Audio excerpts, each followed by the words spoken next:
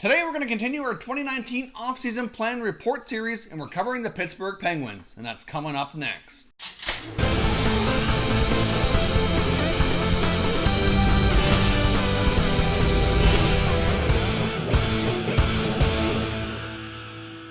Welcome back to another video here at Top Shelf Hockey. If you're new to the channel, thanks for stopping by. We review and discuss all 31 NHL teams, so if you're a huge hockey fan, consider subscribing and clicking the bell so you don't miss anything. So this is video number 7 of 31, where we're covering all NHL teams, outlining what to expect from them during the upcoming NHL offseason. Now, if you're new to this series, we're going to cover this basically in 3 segments. Segment 1, we're going to recap their 18-19 season. We're going to take a look at some key team and individual metrics. Segment 2, we're going to take a look at their salary cap situation, any pending UFAs, RFAs, or possible extensions that are going to become relevant to this team during the offseason. And thirdly, what moves do they need to make to get this team better and more improved for a better productive next season?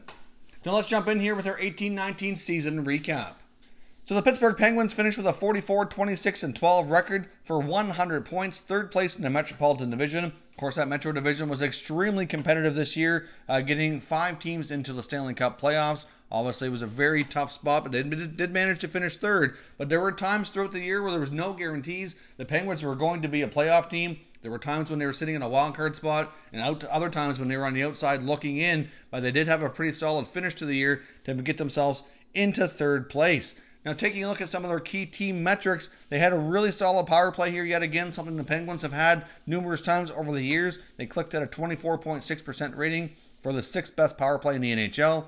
Their penalty killing was decent and respectable, but not fabulous. 79.7% for 19th best overall. Goals for, like I said, was not a problem for them to score with all that firepower they have. They put in 273 goals during the season for 6th best in the NHL. Goals against was somewhat average, but 241 goals against for 14th best, but overall not too shabby, pretty solid year. Unfortunately, the Stanley Cup Playoffs did not go well for the Penguins, losing in 4 straight games and being swept by division rival the New York Islanders. Now let's take a look at some of their key individual stats, including goaltending and some of their top scorers. Now this year, Matt Murray played the bulk of the games for the Penguins, finishing with a 29-14-6 record. He had a 2.69 goals against average and a .919 save percentage.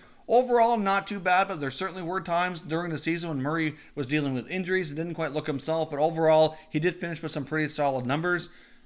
Taking a look at their top scorers, of course, Sidney Crosby once again led the way with another 100-point season. Phil Kessel remains to be productive with 82 points. We saw a major surge in goals from youngster Jake Guentzel, who's really starting to come into his own, putting up 40 goals and 76 points. He seems to have finally found a mainstay on the wing with Crosby this year, which was nice to see. Like I said, in the last couple of years, it'd be nice to see playoff Jake Guentzel show up for a full regular season and score at a higher rate, and he did just that this year, so good on him. Of course, Evgeni Malkin had a bit of a down year, missing some action due to injury, of course, which has been a problem with him numerous times throughout his career, but he still managed to put up 72 points. But I know many people within the Penguins organization and Malkin himself were not overly happy with the overall result of his season. And of course, defenseman Chris Letang, I thought, was excellent this year from an offensive standpoint at least. Managed to put up 56 points in 65 games played. So overall, lots of firepower on this team. There's some other players we could get into as well. But of course, scoring is not an issue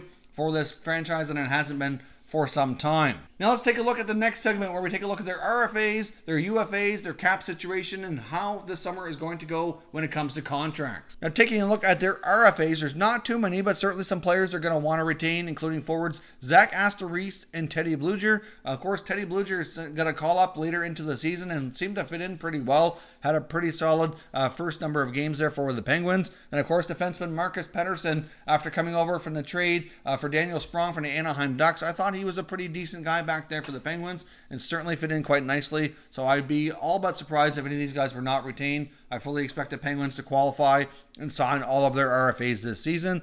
On a UFA standpoint, that's a whole different conversation here. It's possible that all or none of these guys might, be back. It's doubtful, to be honest. Forward Matt Cullen, yet again, returned to the Pittsburgh Penguins on a short-term contract. Hard to say if he's going to continue playing or not. So that's debatable if he comes back. Of course, you got Garrett Wilson, Zach Trotman, and Chad Ruhwedel as well back on defense. It's certainly a likely scenario where some of these guys could be retained on shorter term, cheaper contracts, but it is possible that they may not be as well. Certainly no given, but at least there's nothing too major going on from a UFA standpoint. Now, taking a look at their overall salary cap situation, what they have committed so far for next year, right now they have $79.7 million tied up in 18 contracts. So they only have about $2 to $3 million of space. Really, technically they have none based on the current cap, but it is expected to go up somewhere between 82 to 83 million. So they are going to get a little bit of space with the increase, but that doesn't give them a lot of money to sign these potential players or replace them. You know, you're looking at signing at least 5 or 6 players to replace the current guys on the roster here. So certainly expect some moves to be made. And as we indicated on the thumbnail of this video, could we be seeing some big moves from the Penguins this season? Now, we've discussed in other videos the possibility of some big names like an Evgeni Malkin or Phil Kessel being traded, and I would not be shocked to see the Penguins do something fairly significant this year. Of course, a few years back they won back-to-back championships, but the last 2 years haven't gone quite the way they were hoping for, and they've been ousted earlier in the playoffs. Of course, 2 years ago they had a second-round loss to the Capitals, who went on to win the Cup. And this year they were swept by the Islanders. So it seems as though Father Time is kind of catching up to them a little bit. Some of their veteran guys have been producing a lot for them, are kind of slowing down a little bit, but they're still putting up some good numbers. Obviously, a guy like Sidney Crosby's not going anywhere, and as long as he's capable of putting up a 100-point season, I fully suspect the Penguins likely try to retool and continue building around their superstar franchise player to see if they can make another run at a cup here while he's still putting up and being productive like he has been. So could Malkin or Kessel be moved? It's a possibility. Based on some updated reports since we first talked about Malkin being traded, it does seem as though it might be a little less likely than many reports were indicating, although it is something that the Penguins were seriously considering. It was on the table, but there is something to believe that they were just kind of trying to rattle Malkin and kind of get him re-energized and refocused here. Based on interviews with Malkin, who's playing in the World Championships right now for his country of Russia, over in Slovakia right now, it does seem like the message was received wide and clear. He knows he wasn't good enough this year. He knows he needs to get better and back to his old form. So more than likely a trade doesn't take place. He does have a full no trade, no move clause over it, so he has full say anyways. And we know Mario Lemieux, the owner there, is not fond of Crosby or Malkin going anywhere, so he wants them to be lifelong Penguins. So it is doubtful, but it is based on Elliot Friedman. Now, he seems to think it's all but a foregone conclusion that Phil Kessel gets traded. And of course, we've had annual Phil Kessel trade rumors for the past couple of years, and yet nothing has happened. But it does seem to be, out of all the bigger names on the Penguins right now, I'd be leaning towards Kessel being the more likely one to be moved. It is a possibility. You got to throw in other guys, even like a Patrick Hornqvist might be a possibility as well. Maybe a Brian Rust to a lesser extent. On the back end, they could certainly use some upgrades on the blue line. You know, maybe they dangle younger goalie Tristan Jarry. We saw Casey DeSmith really take that backup role between him and Murray. So, you know, Jarry might be a trade chip as well. They certainly could use a little bit of a re-energizing in the forward group. They could use some changes on the back end to shore things up defensively here as well. I don't see there being a whole lot the Penguins can do when it comes to free agency because there's just no cap space for them to bring anybody in. Somebody has to go out. So therefore, that kind of leaves the trade market as being the more likely time we see something significant happen. So I would imagine General Manager Jim Rutherford, who's known for being relatively aggressive and not being scared of making the big deals between now and the NHL Draft, having a lot of conversations with a lot of teams and maybe pulling off something big either at the draft or as free agency kicks in here closer to July the 1st.